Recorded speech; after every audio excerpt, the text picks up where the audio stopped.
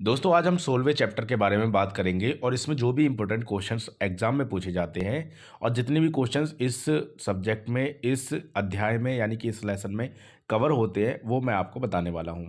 तो एनआईओ से संबंधित कोई भी अपडेट के लिए आप हमारे चैनल को सब्सक्राइब कर सकते हैं। दोस्तों चैप्टर का नाम है मौलिक अधिकार तथा मौलिक कर्तव्य। तो मौलिक अधिकारों का क्या अर्थ है, पहला क्वेश्चन है।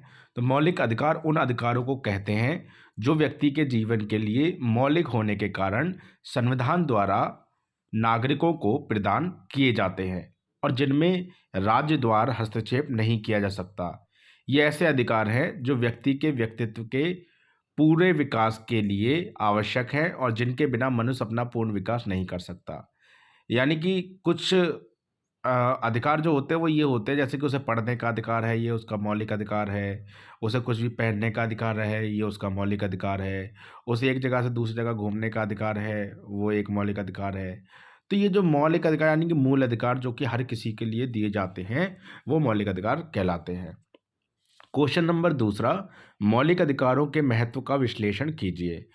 तो मौलिक अधिकार का जो विश्लेषण है वो कुछ इस प्रकार से है। मौलिक अधिकारों के अभाव में व्यक्ति का बहुमुखी जो विकास है वो रुक जाता है, या कहें तो अगर उसको मौलिक अधिकारों उसको ना प्राप्त हों, अगर वो मौलिक अधिकार उसको रोक दिए जाएं, यानी किसी व्यक्ति विशेष के मौलिक अधिकार रोक दिए जाएं, उसको उसका पालन ना करने दिया जाए तो उसका विकास रुक जाता है। वो अच्छी शिक्षा प्राप्त नहीं कर सकता, अच्छा इंसान नहीं बन सकता।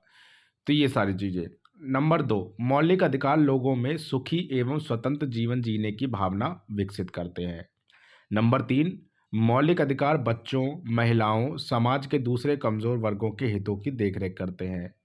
और आखिरी, ये आर्थिक एवं सामाजिक तौर पर पिछड़े लोगों को अपने जीवन स्तर को ऊंचा उठाने में मदद करता है।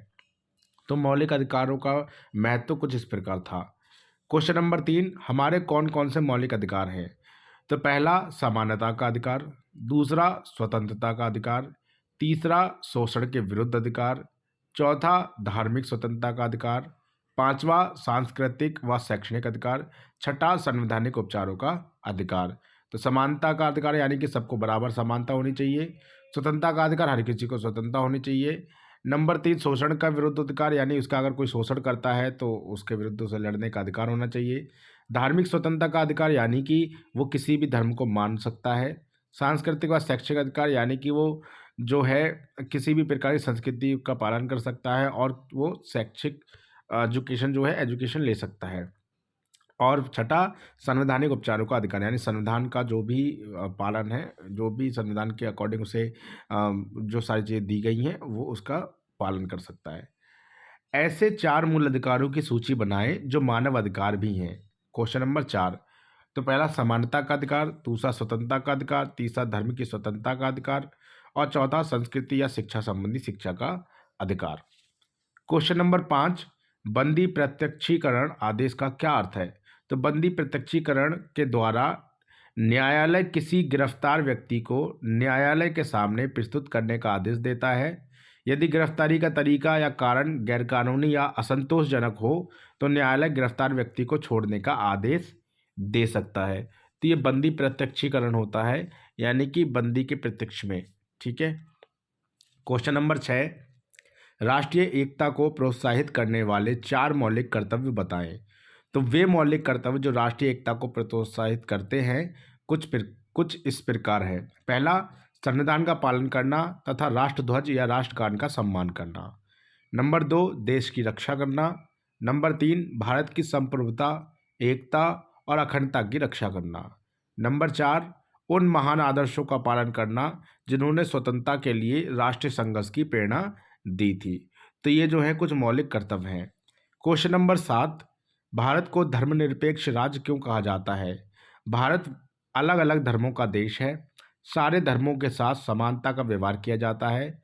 आर्थिक स्वतंत्रता के अधिकार के अंतर्गत देश के सभी नागरिकों को अपनी पसंद का धर्म मानने की स्वतंत्रता है। इसका अर्थ है कि कोई राजकीय धर्म नहीं है। कोई निर्णय धर्म के आधार पर नहीं लिया जाएगा। धर्म और राजनीति को अलग अलग रखा जाएगा, परंतु धार्मिक समुदाय अपने धर्म के शांतिपूर्ण प्रचार और प्रसार करने के लिए परोपकारी संस्थाएं स्थापित कर सकते हैं, यानी उनको कोई रोक टोक नहीं है, वो कर सकते हैं। और धर्मनिरपेक्ष का मतलब सीधा सा मतलब है किसी के पक्ष में नहीं है, यानी हर धर्म अपने पक्ष में है, हर किसी का सम्मान किया जाए, हर धर्म की तुलना किसी दूसरे तुलना धर्म से नहीं करनी चाहिए।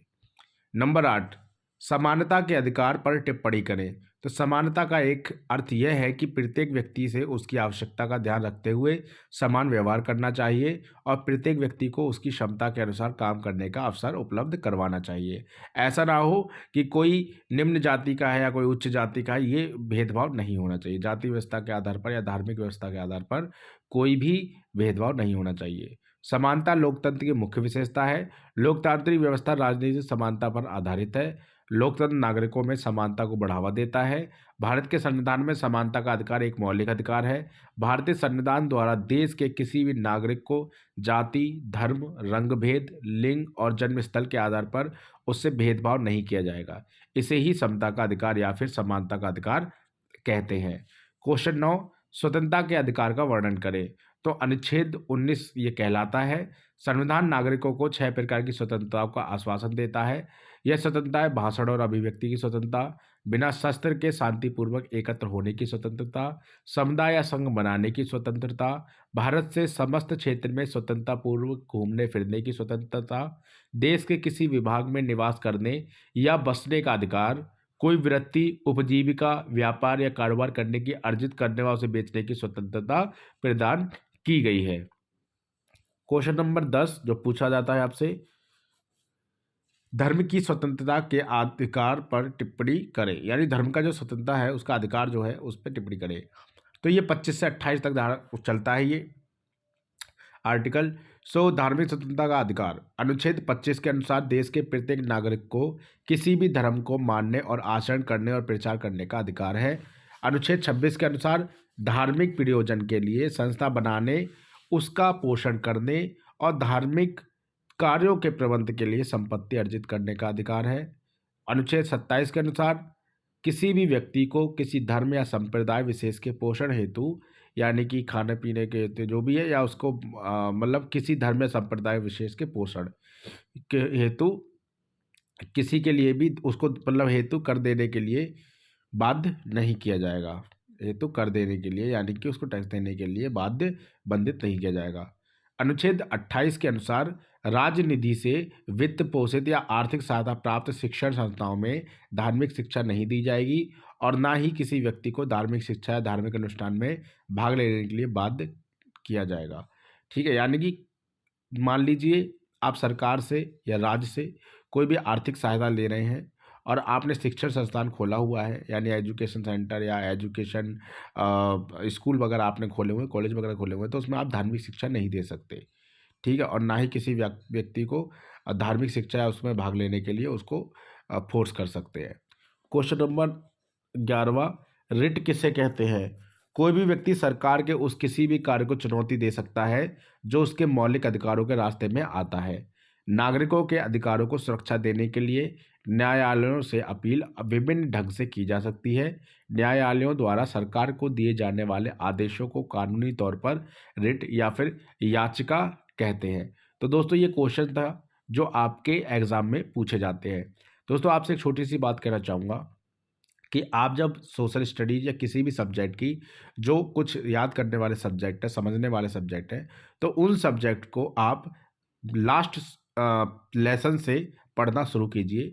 अगर आप लास्ट लेसन से पढ़ना शुरू करेंगे तो आपको पीछे पढ़ते पढ़ते पीछे की तरफ आना। जैसे मान लीजिए कि आपके एसएसटी में 27 क्वेश्चन आपके लेसन है, तो 27 लेसन में आपको 27वां, फिर उसके बाद 26 पढ़िए, फिर 25, फिर 24, यानी उल्टे तरफ से पढ़ते हुए आइए। तो आपके जो क्वेश्चन हैं बहुत अच्छे से रट जाएंगे या याद हो जाएंगे, आप समझ जाएंगे और बहुत अच्छे मार्क्स का आप पास हो जाएंगे। यही पास होने का एक मूल मंत्र है जो हर कोई व्यक्ति आपको नहीं बता पाता।